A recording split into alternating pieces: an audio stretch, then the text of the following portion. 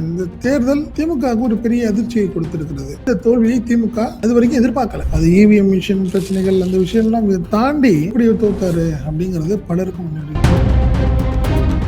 என்னென்ன பிரச்சனைகள் இருந்தது இந்த தேர்தலில் தோல்விக்கு காரணம் என்ன? நீங்க அடுத்த கட்டத்துக்கு நிர்வாகிகள் மாவட்ட செயலாளர் இல்லாம தலைமை கழக நிர்வாகிகள் கூட சிலர் அவங்க பாலிடிக்ஸ் பண்ணியிருக்கிறாங்க. 80% யங்ஸ்டர்ஸுக்கு வாய்ப்பு இருக்கு. செயற்குழு கூட்டத்திற்கு முன்பு இதெல்லாம் அறிவிப்பு வந்து விடுமா, இல்ல செயற்குழு கூட்டத்துக்கு பிறகு அறிவிப்பு வருமா? திமுகவுக்கு தேசிய அளவிலான அடுத்த கட்ட நகர்வு என்ன? ஏன்னா பாஜகவுடன் ரொம்ப நெருங்குது.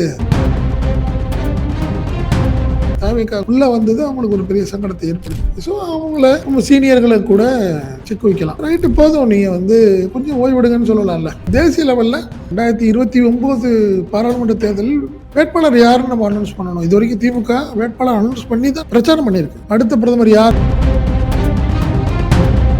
என்னால உனக்கு பிரச்சனை வரக்கூடாது, நீ தெளிவா இருந்துக்க. நான் என் போனை எடுக்கலன்னு நீ என்ன நினைச்சிட்டு போ. நீ ரிங் பண்ணிட்டே இருந்தீங்கனாலும் நான் போன் எடுக்க மாட்டேன். எனக்கு நீ ஏன் பேசுனேங்கிறதுக்கு நீ பதில் சொல்ற மாதிரி ஆயிரும், உனக்கு பிரச்சனை வரும். ஈடி வழக்குல கிட்டத்தட்ட 18 மாசம் அவர் சிறையில் இருக்கும்போது ஒருத்தரை கூட மனு போட்டு பார்க்கல. அது என்ன திமிர்த்தனமா?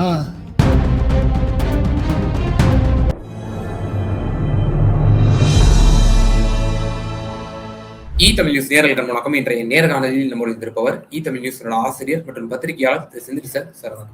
வணக்கம். சார், இந்த தேர்தல் முடிவுக்கு பிறகு திராவிட முன்னேற்ற கழகம் செயற்குழு கூட்டத்தை வந்து அறிவிச்சிருக்காங்க வரும் 22ஆம் தேதி. ஸோ இதுல என்னென்ன மாதிரியான முடிவுகள் எடுக்கப்படும்? பல எதிர்பார்ப்புகள் மத்தியில இந்த செயற்குழு கூட்டம் வந்து நடக்க இருக்கு.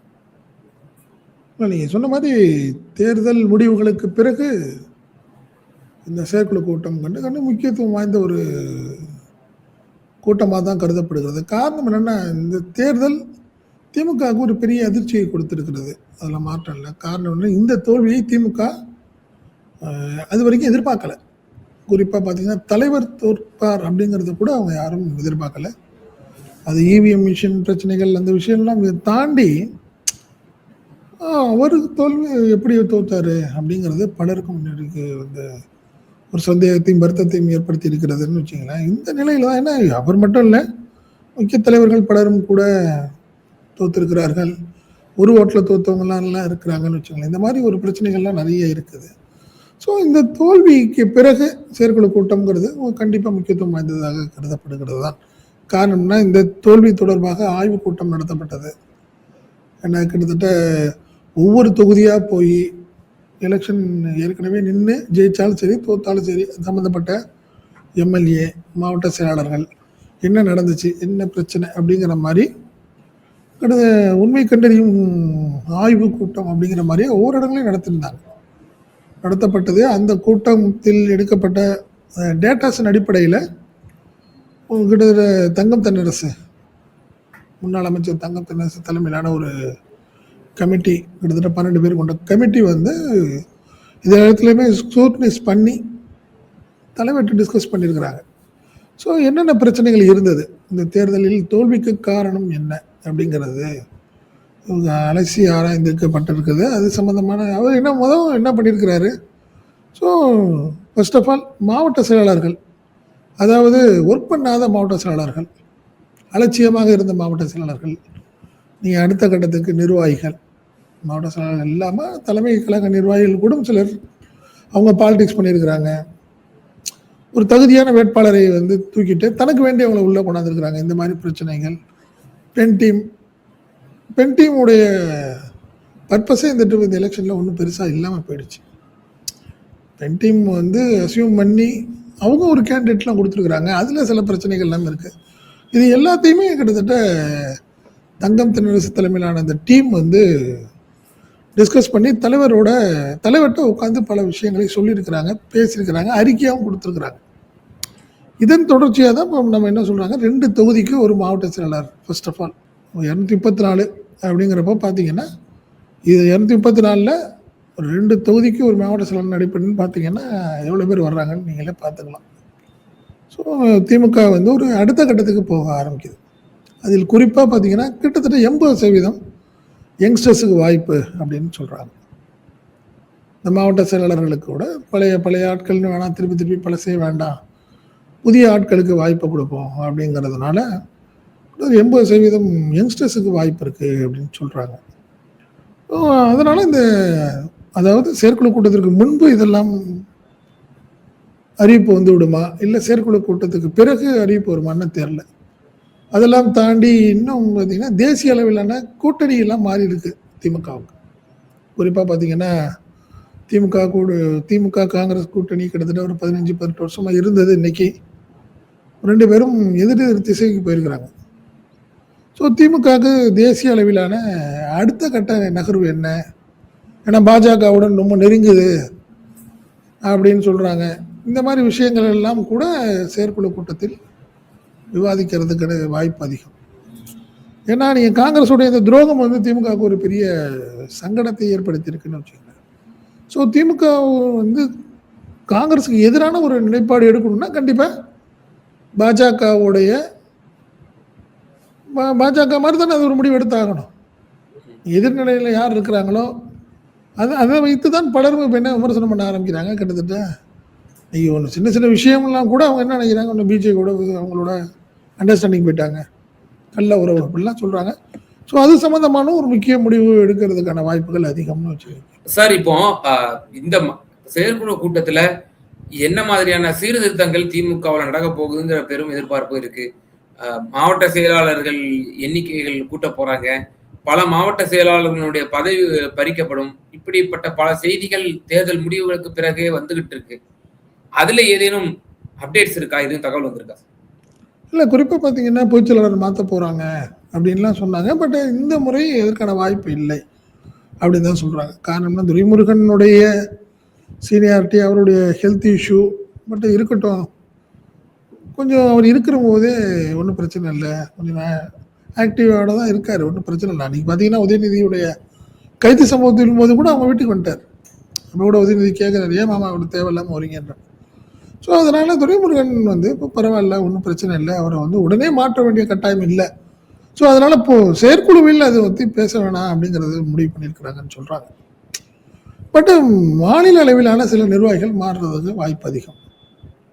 அவங்களுடைய நடவடிக்கை, ஏன்னா கட்சிக்கு சரியாக அவங்க வந்து கோஆப்ரேட் பண்ணணும்.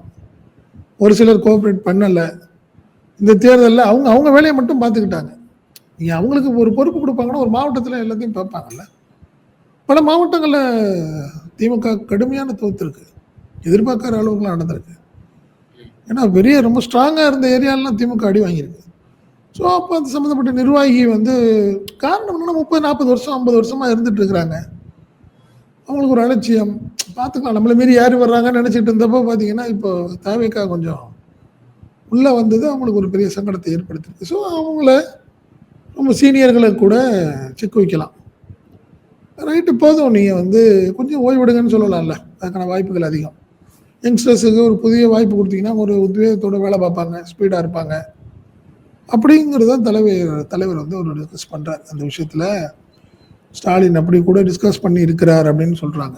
காரணம் என்னென்னா, சீனியர்னு சொல்லிக்கிட்டு ஒரு ஃப்ரண்ட் லைனில் ஒரு 10 பேர், 2-3 பேரை தாண்டி மற்ற எல்லாம் ஒன்றும் ஆக்டிவாக இல்லை, ரொம்ப சாஃப்டாக இருக்காங்க, அமைதியாக இருக்காங்க அப்படின்னு ஒரு நிலை இருக்குது. அதையும் கூட டிஸ்கஸ் பண்ணியிருக்காரு ஸ்டாலின், அவர் முடிவெடுப்பார் அப்படிங்கிறாங்க. ஏன்னா 2 விஷயம் என்னென்னா, இப்போ செயற்குழு முடிச்சுட்டு இந்த ஆண்டு இறுதிக்குள் பொதுக்குழுக்கான வாய்ப்பு அதிகம்.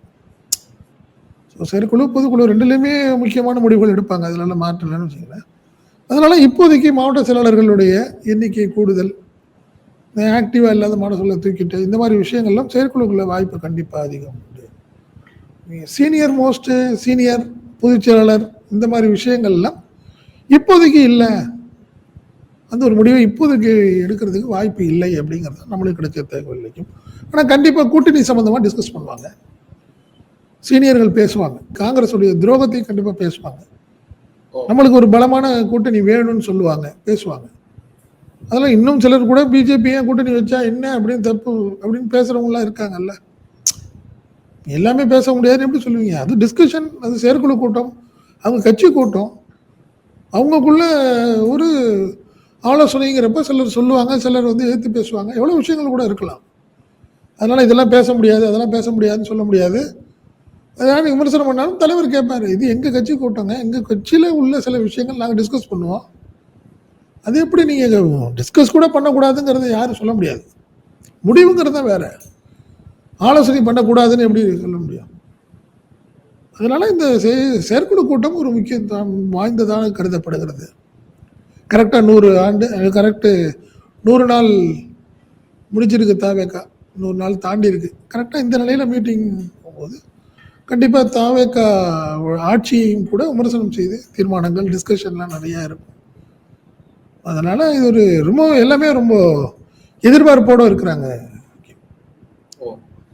அதாவது முதல் கட்சி கூட்டத்திலுமே கூட தோல்விக்கு பிறகு பப்ளிக் பிரசன்ஸா கட்சி நிர்வாகிகள் இளைஞர்களின் கூட்டத்தில் பேசும்போது கூட உதயநிதி அவர்களும் திரு மு.க. ஸ்டாலின் அவர்களும் காங்கிரஸ் மீதான தங்களுடைய பெரும் அதிருப்திகளை வந்து வெளிப்படுத்தியிருந்தாங்க. அப்போ காங்கிரஸ் இன்னைக்கிட்டே சேர்த்துக்க கூடாது, முதுகுல இடமில்லாத அளவுக்கு குத்திட்டு போயிட்டாங்க அப்படின்ற மாதிரிதான் முதல்ல அவர் வந்து விமர்சனம் பண்ணாரு. மற்ற கட்சிகளை கூட அவர் பெரிதாக பேசல. இப்போ இந்த இதுல அப்போ காங்கிரஸ் எதிர்ப்பு ஒரு ஸ்டாண்டு, தேசிய அரசியல்ல நம்ம என்ன ஒரு முடிவு எடுக்க போறோம், மாநில அரசியல்ல நம்ம எப்படி வந்து ரோல் பிளே பண்ண போறோம் அப்படிங்கறத அந்த செயற்குழுல ஒரு தெளிவான ஒரு முடிவு எடுக்கப்படும் அப்படின்னா கண்டிப்பா எடுப்பாரு, கண்டிப்பா பேசுவாங்க. நீங்க தான் சொன்னேன், 3 கேட்டகரியா பேசுவாங்க. இன்னைக்கு தமிழக நிலம் எப்படி இருக்கு, தமிழகத்தில் தாவேக்காவுடைய நிலைப்பாடு எப்படி இருக்கு, அவங்களுடைய ஒர்க் எப்படி இருக்கு, நம்ம எப்படி ஒர்க் பண்ணணும், டிஎம்கேவுடைய நிலை இப்போதைக்கு எப்படி இருக்கு. நாங்கள் ஒரு யங்ஸ்டர்ஸ் எல்லாம் சேர்ந்து ஒரு கட்சி கிட்டத்தட்ட 108 ஜெயிச்சு வந்துட்டாங்க. ஸோ நம்ம என்ன பண்ண போகிறோம், இந்த அளவு கட்டமைப்பு உள்ள நம்ம என்ன அடுத்த கட்டத்துக்கு பண்ண போகிறோங்கிறது டிஸ்கஸ் பண்ணுவாங்க. அதனால் மாற்றமே இல்லை. இது தமிழக லெவலில். தேசிய லெவலில் கண்டிப்பாக 2029 பாராளுமன்ற தேர்தலில் வேட்பாளர் யாருன்னு நம்ம அனௌன்ஸ் பண்ணணும். இது வரைக்கும் திமுக வேட்பாளர் அனௌன்ஸ் பண்ணி தான் நடந்திருக்கு, பிரச்சாரம் பண்ணியிருக்கு. அடுத்த பிரதமர் யார் அப்படிங்கிறத சொல்லி தான் நடந்திருக்கு. ஸோ அந்த விஷயத்துலையும் கூட டிஸ்கஸ் பண்ணுவாங்க. இன்னும் டைம் இருக்குது, இருந்தாலும் கூட அது இப்பயே ஆரம்பித்தா தானே கரெக்டாக இருக்கும் அவங்களுக்கு.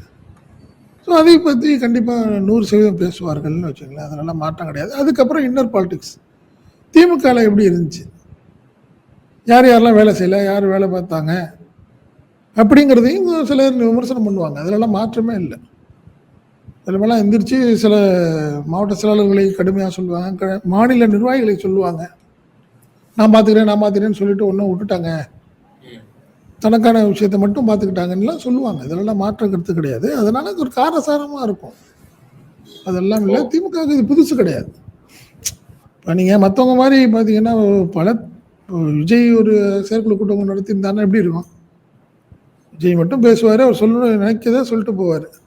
அண்ணா திமுக அப்படி தான் இருக்கும். ஜெயலலிதா இருந்த வரைக்கும் சொல்கிறாங்க, யார் பேசுனா அவங்க சொல்லி நோட் பண்ணி இவங்க 2-3 பேரை பேச சொல்லுவாங்க ஃபார்மாலிட்டிக்கு. அவங்க சொல்லி கொடுக்குற சப்ஜெக்ட் அவங்க பேசுவாங்க, முடிஞ்சதுக்கப்புறம் மற்ற எல்லாத்தையுமே ஜெயலலிதாவே பேசிடுவாங்க. டிஎம்கே அப்படி கிடையாது. ஒன்றிய செயலாளர் ஒரு 10 பேர் கொடுக்கணும்னு சொல்கிறீங்க. ஆமாம், ஒன்றிய செயலாளர் ஒரு 10 பேர் பேச சொல்லுவாங்க. கண்டிப்பாக ஒரு மாவட்ட செயலாளர் ஒரு 10 பேர், மாநில நிர்வாகிகள் ஒரு முக்கியமான மாற்றம்லாம் பேச சொல்லுவாங்க. அதெல்லாம் மாற்றமே இல்லை. நீங்கள் திமுகவுக்கு எதிராக பேச முடியாது. அதில் திமுகவுக்கு எதிராக எப்படி பேச முடியும்? திமுக நிர்வாகிகளுக்கு எதிராக பேசலாம், அதிலெல்லாம் மாற்றமே கிடையாது. அது நடக்கும். சில பேரை பேசுவாங்க, அப்புறம் தலைவர் உட்கார் நான் பேசிக்கிறேன் உட்காருன்னு சொல்லுவார். இதெல்லாம் நடக்கணும்னு வச்சுக்கலாம். அதனால் மாற்றம் இல்லை. அதனால் சில பேர் இருக்குல்ல, பாலிடிக்ஸ் பண்ணி மாட்டிக்கிட்டவங்க இருக்காங்கல்ல, அவங்களுக்கு உறுத்தலோடு இருக்கும். கண்டிப்பாக நிர்வாகிகள் யாராவது விமர்சனம் பண்ணுறாங்களோ இல்லை, தலைவர் சொல்லுவார், கண்டிப்பாக எல்லாத்தையும் வச்சுக்கிட்டே பேசுவார். ஸோ அதனால் சில பேருக்கு விதுக்குன்னு இருக்கும், மாற்றமே இல்லை. எப்படி பேசுவாங்க, எப்படி நம்மளை விமர்சனம் பண்ணுவாங்கன்னு தெரியலையே. ஏன்னா ஒரு கிட்டத்தட்ட ஒரு 600-700 பேர் இருக்கும்போது ஒரு விமர்சனம் பண்ணும்போது அது அப்படியே பெரிய ரீச் ஆகும்ல. அந்த மாதிரி விஷயங்களும் நடக்கும். அதனால மாற்றம் இல்லை. ஆமாம். அதே போல சார், இப்போ அண்மை காலமாக ஒரு தகவல் தொடர்ந்து வந்துட்டே இருக்கு. திரு செந்தில் பாலாஜி அவர்கள் தலைமையோடு அவர் வந்து ஒரு இணக்கமான போக்கு வந்து இப்போ இல்ல, கான்டாக்ட்லே இல்ல. தலைவர் மற்றும் எதிர்கட்சி தலைவர் திரு உதயநிதி ஸ்டாலின் இளைஞரணி செயலாளர் அவங்க கூடயும் ஒரு கான்டாக்ட்ல இல்ல. இப்போ அவர் வந்து மாற்றுக் கட்சிக்கு போலான்னு பிளான் பண்றாரு, பல நெருக்கடிகளை சந்திக்கிறாரு அப்படின்னு சொல்லி நாள்தோறும் அவரை பற்றியான செய்திகள் ஒவ்வொரு செய்தி நிறுவனங்களிலும் ஒவ்வொரு செய்தி விதவிதமா போடுறாங்க. இதனுடைய உண்மை தன்மை என்ன அப்படிங்கிற ஒரு கேள்வி இருக்கு. இல்லை, நீங்கள் சொன்ன ஒரு விஷயம் உண்மை. என்னன்னா நெருக்கடி, கண்டிப்பாக ஒரு கடுமையான நெருக்கடி கொடுக்குது தாவேக்கா. அதிலெல்லாம் மாற்றம் இல்லைன்னு வச்சுங்களேன். அவர் யாரோட தொடர்ந்து அவர் யார்கிட்டயாவது தொடர்பு விட்டா அவங்கள போய் உடனே பிடிக்குது போலீஸ். ஏன்னா கிட்டத்தட்ட அவர்கிட்ட பேசியிருக்கீங்களே எவ்வளோ நேரம், கிட்டத்தட்ட 1/4 மணி நேரம் பேசியிருக்கீங்களே, 1/2 மணி நேரம், யார் யார் வந்து சந்திக்கிறாங்க, இதெல்லாம் வந்து ஃபாலோ பண்ணுறாங்க. ஷேடோ வாட்சும்பாங்க அதுக்கு பேர். செந்தில் பாலாஜி எங்கே இருக்கிறாரோ அவரை ஷேடோ வாட்ச் பண்ணுறாங்க. அவரை யார் வந்து பார்க்குறாங்கங்கிறதெல்லாம் பார்க்குறாங்க. அதெல்லாம் மாற்றம் இல்லை. இது கிட்டத்தட்ட 3 மாதமாகவே நடந்துக்கிட்டு இருக்குது. 90 நாட்களாக சேர்ந்து இப்போ தாவேக்கா கவர்மெண்ட் வந்து தான் அங்கேருந்து நடந்திருக்கு. ஒரு விஷயம்தான், செந்தில் பாலாஜி ஒரு விஷயம் தெளிவாக இருப்பார். நீங்கள் இடி வழக்கு கிட்டத்தட்ட 18 மாதம் சிறையில் இருந்தது, அதுக்கு மேலே ஒரு நெருக்கடி வேணுமாண்ணா? அப்பயே அவர் திமுக விட்டு போகல. அப்போ என்னென்னமோ சொன்னாங்க, ஆளாளுக்கு நினைச்சதெல்லாம் எழுதுனாங்க, போணுச்சு. அப்பயே அவர் வந்து ஒரு தெளிவாக இருந்தார். காரணம்னா தலைமை நம்மளை நம்புது. ஸோ நம்ம தலைமைக்கு விசுவாசமாக இருக்கணுங்கிறதுல மாற்று கருத்தே இல்லை. அப்போலேருந்து அப்போ இப்போ வரைக்கும் இருக்கார், அப்படிதான் இருக்கார். இப்போ ஒரு விஷயம்தான் அதில் உண்மை. என்ன உண்மைன்னா, அவருடைய ஃபோன் ஃபுல்லாகவே ஃபாலோ பண்ணிட்டு இருக்காங்க. அவர் யார்கிட்ட பேசினாலும் சரி, அவர்கிட்ட யார் பேசினாலும் அதை ஃபாலோ பண்ணுறாங்க. ஸோ அவர் அதில் தெளிவாக இருக்கார். என்னாலும் உனக்கு பிரச்சனையே இருக்கக்கூடாது, நீ தெளிவாக இருந்துக்க. நான் என் ஃபோனை எடுக்கலன்னு நீ எவ்வளோ நினச்சிட்டு போ, நீ ரிங் பண்ணிகிட்டே இருந்தீங்கனாலும் நான் ஃபோன் எடுக்க மாட்டேன். காரணம் என்னென்னா, எனக்கு நீ ஏன் பேசுனேங்கிறதுக்கு நீ பதில் சொல்கிற மாதிரி ஆயிரும், உனக்கு பிரச்சனை வரும். நீங்கள் நல்லா புரிஞ்சுங்களேன், நீங்கள் ஈடி வழக்கில் கிட்டத்தட்ட 18 மாதம் அவர் சிறையில் இருக்கும்போது ஒருத்தரை கூட மனு போட்டு பார்க்கல. அது என்ன திமிர்த்தனமா? இல்லை அது ஆணவத்தில்? அப்படிலாம் கிடையாது. ஒருவேளை யாராவது நம்மளை வந்து சந்திக்க பார்க்க நினைத்தாலே கூட இடி அன்னைக்கு ஃபாலோ பண்ணிட்டு இருந்துச்சு அவரை. எதுக்கு வந்து பார்த்த? உறவினராக இருந்தால் ரைட்டு, உறவினர் இல்லாத நீ எதுக்கு அவர் போய் பார்க்குற? அப்போ உனக்கு அவருக்கு என்ன தொடர்பு? அப்படிங்கிற ஒரு சூழ்நிலை இருக்குங்கிறதுனால தான் அவர் யாரையும் பார்க்கல. இப்பயும் அதே தான். டெய்லி சட்டமன்றத்துக்கு போகிறாரு, தலைவரை பார்க்குறாரு, உதயநிதியை பார்க்குறாரு, கட்சி அலுவலக வேலைகள் எல்லாத்தையும் பார்த்துட்டு இருக்காரு, டிஸ்கஸ் பண்ணுறாரு. அதிலெல்லாம் மாற்றம் கிடையாது. அறிவாலயம் போகிறார், அவர் தலைவர் வீட்டுக்கு போகிறார், கூப்பிட்டுருந்தா, சும்மா போக முடியாதுல்ல, கூப்பிட்டுருந்தா போவார். அதே மாதிரி உதயநிதி கூப்பிட்டுருந்தா கூட சட்டமன்ற எதிர்கட்சி தலைவராக இருக்கு, அவர் கூப்பிட்டு பேசும்போது பேசுகிறார். அதிலெல்லாம் மாற்றம். அந்த ஃபோன் விஷயத்தில் மட்டும்தான் ஒரு ரிஸ்க்கு. என்ன ரிஸ்க்குன்னா, அந்த ஃபோன் முழுக்க கண்காணிக்கப்படுகிறது, அவருடைய ஃபோன். ஸோ அதனால் மற்றவங்களுக்கு யாரும் பாதிப்பு வந்துடக்கூடாதுன்னு ஒரே ஒரு எண்ணத்தில் இப்படி இருக்காரு, அவ்வளோதான். ஸோ தண்ணி ஐசோலேட் பண்ணிக்கிட்டாருன்ற மாதிரி. ஆமாம், அவ்வளோதான், அதுதான் உண்மை. வேண்டாம் நீ பேசாத, கொஞ்ச நாள் இந்த ரிஸ்க் எடுக்கிறாங்க, தேவையில்லாமல் ஒரு பிரச்சனை ஓடிக்கிட்டு இருக்கு. அவருக்கு தொடர்ந்து அவரை வந்து ஒரு கண்காணித்து ஒரு வழக்கு இருக்கிறவங்களுக்கு நல்லா தெரியும். தாவேக்கா எம்எல்ஏக்கள் பேரம் பேசப்பட்ட வழக்கில் கொண்டாடுறாங்க. அதுக்கப்புறம் பார்த்தீங்கன்னா டாஸ்மார்க்கில் வந்து வசூல் பண்ணாங்கன்னு சொல்லி அந்த ஒரு வழக்கு. இப்போ இந்த மாதிரி விஷயங்கள் நடந்துக்கிட்டே இருக்கு அவருக்கு. அப்படி வரும்போது நீ எதுக்கு பேசலன்னு கேட்டால் என்ன பதில் சொல்லுவீங்க? தேவையில்லாத வேலை. நம்மளால் யாரும் பாதிக்கப்பட வேணாங்கிறதுனால இருக்காரு. இப்போ சட்டமன்றத்தில் பார்க்கும்போது எல்லா எம்எல்ஏக்களும் பார்ப்பாங்க. சட்டமன்றத்துக்கு போகும்போது தேவைப்பட்ட நிர்வாகிகள் போய் பார்த்து பேசுகிறாங்க. அதெல்லாம் மாற்றம் இல்லை. அவர் ரூமில் தங்கியிருக்காரு, ஹோட்டலில் தங்குறாரு, அந்த ஹோட்டலில் போய் பார்க்குறாங்க, பேசுகிறாங்க. அதெல்லாம் நடந்துக்கிட்டு தான் இருக்குது. பட்டு நம்ம மீடியாக்களில் உள்ளவங்க எல்லாம் பேசினா உடனே அவர் ஃபோன், அவங்க ரிங் பண்ணோன்னே எடுக்கணும் ஃபோனை. எப்படி அதெல்லாம் அதில் என்ன பிரச்சனை அவருக்கு இருக்குன்னு தெரியும் இல்லை உங்களுக்கு? எந்த சூழ்நிலை அவர் இருக்காருன்னு உங்களுக்கு தெரியல. ரெண்டாவது இன்னொரு விஷயம், நம்மள்ட்டுக்கு நம்ம வாயப்படுங்கிற ஒரு கூட்டம் இருக்குது. என்ன வேவு பார்க்கறதுக்கு உதவி பண்ணுறதுக்காக சில பேர் ஃபோன் பண்ணுறதெல்லாம் இருக்காங்க. எங்கே இருக்கீங்க, எப்போ போகிறீங்க, எங்கே பார்க்கலாமா, இப்படியெல்லாம் கேட்குறவங்களாம் இருக்காங்க. பேசுகிறவங்க உண்மையுமே ஆத்மாத்மா நண்பனாக இருந்து பேசினா பரவாயில்ல. வேற மாதிரி அவங்க நம்மளை வந்து நோட்டமிடும் எண்ணத்தில் உங்கள்கிட்ட பேசுகிறாங்கன்னா எப்படி எடுப்பீங்க? ஸோ அதனால் ரெஸ்ட்ரிக்ட் பண்ணி தான் நம்பரை எடுக்கிறார், எல்லா நம்பரையும் எடுக்க மாட்டார். அது இப்போ மீடியாக்கள் அதில் வேறு மாதிரி ஒரு மாதிரி திரிச்சு பேசுகிறாங்க. அதுக்கு அது பதில் சொல்லணும்னு அவசியம் இல்லை அவர். அப்படி தான். அதனால தான் அவர்கிட்ட கேட்டபோது கூட எழுதிட்டு போகிறாங்க. அது என்ன உண்மையாக இருந்தால் ரைட் பதில் சொல்லலாம், உண்மை இல்லாத விஷயத்த நம்ம ஏன் பேசணும்ட்டு விட்டுட்டாருன்னு வச்சுங்களேன். இதுதான் உண்மை சார். அப்போ இறுதியான ஒரு கேள்வி சார். இப்போ மாவட்ட செயலாளர்கள் மற்றும் யாரெல்லாம் இது நடவடிக்கை எடுக்க போறாங்கிற ஒரு பெரும் ஒரு எதிர்பார்ப்பு வந்து இருக்கு. தலைவரே தோற்கடிக்கப்பட்டிருக்கிறார் சென்னையில். இது திமுகவோட வரலாற்றிலேயே இல்லாத ஒரு பெரும் கரும்புள்ளியாக பார்க்கப்படுகிறது.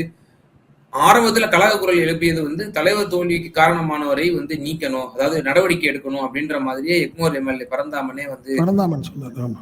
ரொம்பவே கடுமையான ஒரு பதிவு வந்து பதிவு செஞ்சிருந்தாரு வெளிப்படையா. இப்போ அந்த செயற்குழுவுல தலைவருக்கே ஒரு இப்படிப்பட்ட நிலை ஏற்பட்டிருக்குன்னா திமுக எந்த அளவுக்கு அலட்சியமா இருந்திருக்கு, எந்த அளவுக்கு நிர்வாகிகள் உள்ளடி வேலை பார்த்திருக்காங்க, எந்த அளவுக்கு வந்து அலட்சிய போக்கோட வந்து இந்த தேர்தல் அணுகியிருக்காங்கன்னு சொல்லி சாட்டையை சுழற்றுவாரா ஸ்டாலின்ற பெரிய எதிர்பார்ப்பு இருக்கு. இல்லை ஐயம், நீங்கள் சொன்ன மாதிரி ஒரு விஷயம் தான், அலட்சியம்னு சொல்லலாம், ஓவர் கான்ஃபிடன்ஸ்ன்னு இருக்குல்ல, ரெண்டு விஷயம் இருக்குது. திமுக உண்மையிலேயே கொஞ்சம் ஓவர் கான்ஃபிடன்ஸாக இருந்துருச்சு, நான் அப்படி தான் நினைக்கிறேன். என்ன காரணம்னா, நீங்கள் கொளத்தூரில் சென்னை வந்து சரியா இல்லை டிஎம்கேக்குன்னு ரிப்போர்ட் போடுறாங்க. என்ன உளவுத்துறை சொல்லுது சரியா இல்லைன்னு. நீங்கள் ஒரு விஷயம் புரிஞ்சுங்க, ஆட்சியில் இருக்கிற தலைவர்கள்ட்ட கொஞ்சம் சூழ்நிலை சரியில்லைன்னு தான் சொல்ல முடியும். நீங்கள் தோத்துருவீங்க அப்படின்னு சொல்ல முடியாது. டேரிங்க ஒரு பெரிய தலைவரை போய் நீங்கள் சொல்லுவீங்களா? சொல்ல முடியுமா? ஒரு உளவுத்துறை ஒரு என்ன பண்ணுவாங்க, அழகா இல்லை சார் டிஎம்கேக்கு கொஞ்சம் செட்பேக்காக இருக்குது, சரியா இல்லை, சென்னையெல்லாம் சரியா இல்லை சார்னு சொல்லுவாங்க. அதை நீங்கள் அண்டர்ஸ்டாண்டிங் நீங்கள் புரிஞ்சுக்கணும். நான் இங்கே நடந்துச்சா நடக்கலையான்னு சொல்ல வரல, பொதுவாக சொல்கிறேன் நான். அப்படி தான் அட்வைஸ் தான் பண்ணுவாங்க. கண்டிப்பாக இல்லை சார் நீங்கள் அங்கே தோற்றுருவீங்க, இவர் அங்கே தோற்றுருவார்லாம் சொல்ல மாட்டாங்க. டிஎம்கே திமுகவில் உள்ள ஒரு சென்னையில் உள்ள ஒரு 12-16 தொகுதிகள் சரியா இல்லை. ஒரு சில தொகுதிகளை தாண்டி சரி, ஒரு சில தொகுதிகள் எது எது சேப்பாக்கம் அப்படின்னு 2-3 விஷயத்த சொல்லலாம், துறைமுகம் இப்படி சொல்லலாம். மற்றெல்லாம் கொஞ்சம் சரியாக இருக்கிற மாதிரி தெரியல சார்னு சொல்லுவாங்க, சொல்லியிருக்கிறாங்க.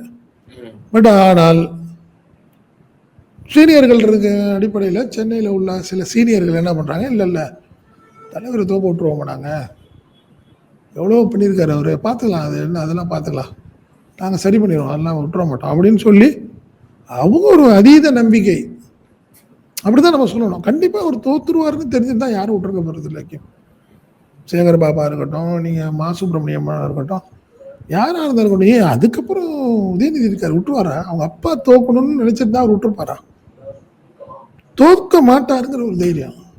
அவராவது சேப்பாக்க திருவள்ளியை விட்டு கொடுத்து அவர் திருவாரூருக்காக போயிருப்பாரு. இல்லை, அதுதான் சொல்கிறேன், நீ அது உண்மை. அதனால நீங்கள் ஒரு கட்டத்தில் என்ன முடிவு பண்ணுறாங்க, உதயநிதி வந்து குளித்தலை போயிடலான்னு முடிவு பண்ணுறாங்க. என்ன ஸ்டாலின் வந்து திருவாரூர் போயிடலாம் அப்படின்னு முடிவு பண்ணுறப்போ, இல்லை வேண்டாம், உங்கள் 2 பேத்துக்கெல்லாம் அந்த பெரிய பெரிய லெவலில் பிரச்சனை இருக்காது, மார்ஜின் வேணால் குறையும் அப்படின்னு ஒரு சூழ்நிலை இருந்துச்சு. இப்படி நடந்த ஒரு விஷயமா தான் இதை நான் பார்க்குறேனே ஒழிய கண்டிப்பாக அலட்சியம்ங்கிறத நான் ஏற்றுக்க மாட்டேன். ஒரு விஷயம் இதே மாதிரி பல மாவட்டங்கள்லையும் எப்படி தான் நடந்திருக்கீங்க. பல மாவட்டங்கள்லையும் சீனியர்கள் முன்னாள் அமைச்சர்கள்லாம் தோற்றதுக்கு காரணம் கூட அதுதான். நம்ம தோற்றுருவோமா, நேற்று வந்து தாவக்கா அந்த அளவுக்கு வந்துருமா அப்படிங்கிற ஒரு நம்பிக்கை தானே. அந்த பைசா கட்டமைப்பே இல்லைங்க. என்ன அதிகபட்சம் ஒரு 20,000 ஓட்டு வாங்குவான், 26 ஓட்டு வாங்குவான், அதுக்கு மேலே என்ன இருக்க போகுது, இதையே நினைப்பையே விட்டுட்டாங்க.